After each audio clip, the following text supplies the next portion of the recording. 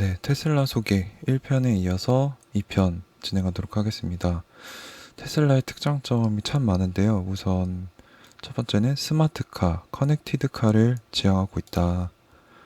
이게 이제 뭐 이 화면에서 보시듯이 한 스크린, 이걸로 모든 게 제어가 되고 스마트 스피커가 있기 때문에 명령을 내리면 뭐 차량이 그거를 컴퓨터로 이해를 해서 사용자와 소통을 한다거나 이런 미래지향적인 모습을 지속적으로 보여주고 있고요. 뭐 인테리어도 굉장히 깔끔하고 공간이 넓죠.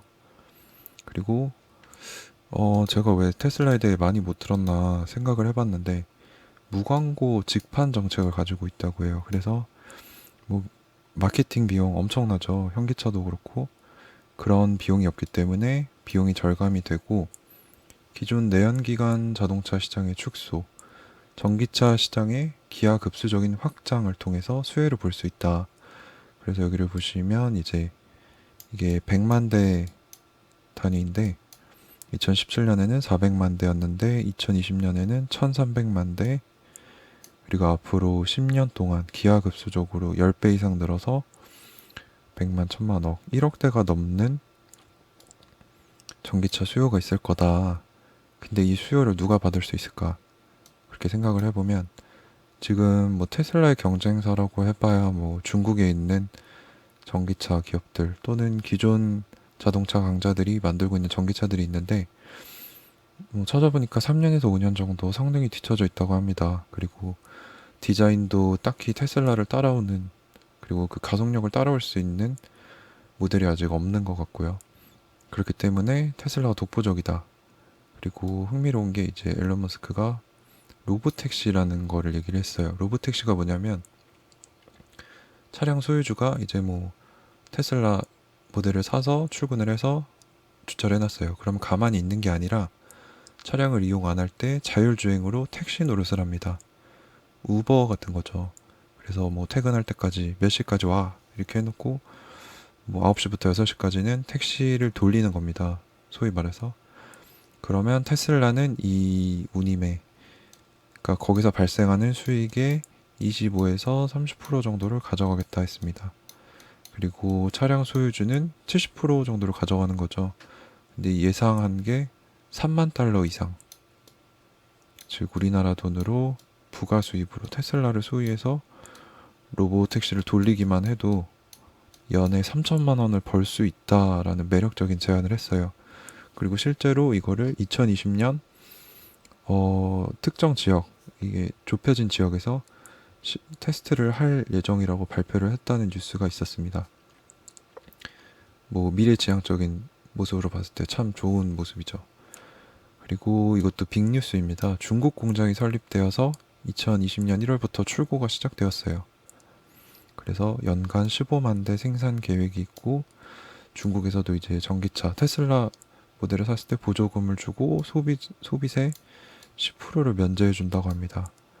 이게 굉장히 큰 의미를 가지는 게 미국과 중국이 적대적인 관계잖아요. 둘이 이제 세계 패권을 놓고 다투기 시작을 했단 말이에요. 근데 테슬라가 중국에 세운 공장은 테슬라와 중국에 있는 회사가 합작으로 세운 게 아니라 테슬라가 독자적으로 세운 겁니다. 테슬라 거죠. 거기서 나오는 수익은 테슬라가 큰 부분 가져가게 됩니다. 근데 이제 미국과 중국이 사이가 나빠지든 나빠지지 않던 테슬라는 중국에서 자유롭게 생산을 하고 판매를 할 수 있다고 해요. 그리고 중국인들의 테슬라를 향한 사랑과 관심이 굉장히 크다는 소식이 많습니다. 자, 그러면 테슬라는 좋은 모습만 가지고 있을까요? 그렇지도 않은 것 같습니다. 왜냐면 이 기업을 보실 때 재무제표를 꼭 보셔야 되는데 테슬라의 손익계산서, 뭐 간단하게 investing.com에서 가져온 자료인데 2018년 말부터 2019년 9월까지 이 그 재무제표만 보더라도 순이익이 거의 없어요. 총 수익에 비해서 수익이 이 정도면 굉장히 낮은 거죠. 영업이익률은 심지어 마이너스고 순이익률 마이너스, 투자 수익률 마이너스 3%. 네, 사실 실적이 좋지 않은 회사라고 볼 수 있습니다. 뭐 최악이죠, 사실. 남는 돈이 없으니까. 그런데 이제 주가를 보시면 네, 아까 말씀드렸다시피 2019년에 폭발적인 성장을 이뤘다고 했죠. 뭐 한 이 정도 될 수 있겠는데 거의 뭐 떨어졌을 땐 200까지도 떨어졌다가 2.5배 이상 상승을 하게 됐네요. 아마 여기서 큰 부분이 중국 공장 설립 그리고 뭐 일론 머스크가 지속적으로 자기 프로젝트 그 산출물들을 가져오면서 보여줬던 것 같고 전기차에 대한 수요가 늘어서 그런 것 같습니다. 근데 앞에서 봤듯이 재무제표가 좋지 않은 편인데 이렇게 급등을 했다는 거는 사람들이 미래 가치를 보고 투자를 하고 있다는 거죠. 그 실제로 신고가를 날마다 찍고 있고요. 1월 달에. 그래서 제가 내리고 싶은 결론은 테슬라는 현재 지금 현상을 보고 투자하는 게 아니라 미래 가치를 보고 투자를 해야 한다. 뭐 앞으로 전기차 시장도 커질 거고 뭐 지금 자기들 테슬라를 따라올 수 있는 라이벌도 없고 그렇다고 제품이 후진 것도 아니고 가속력 디자인 뛰어나고 보조금도 있고 가격도 총 소요 비용도 적은 편이고 타면 탈수록 뭐 성능이 떨어지는 게 아니라 지속적으로 업데이트도 해주겠다고 하고 로보택시를 굴려서 뭐 부가 수입을 어마어마한 부가 수입을 창출할 수도 있다는 기대감도 있고 네, 미래죠. 미래를 보고 투자를 하는 거죠.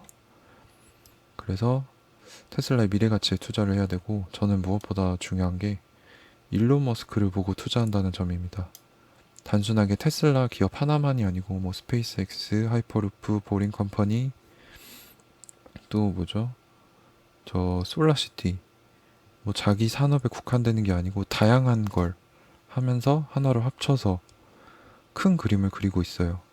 제가 뭐 까먹은 것도 있는데 일론 머스크라는 사람이 대단한 혁신가입니다. 아마 애플의 스티브 잡스 아마 그 이상의 파격적인 행보를 보여주고 있고 결과를 보여줄 거라고 저는 믿기 때문에 지금 투자를 한 상태고 수익률도 상당히 뭐 20% 이상 보고 있어요.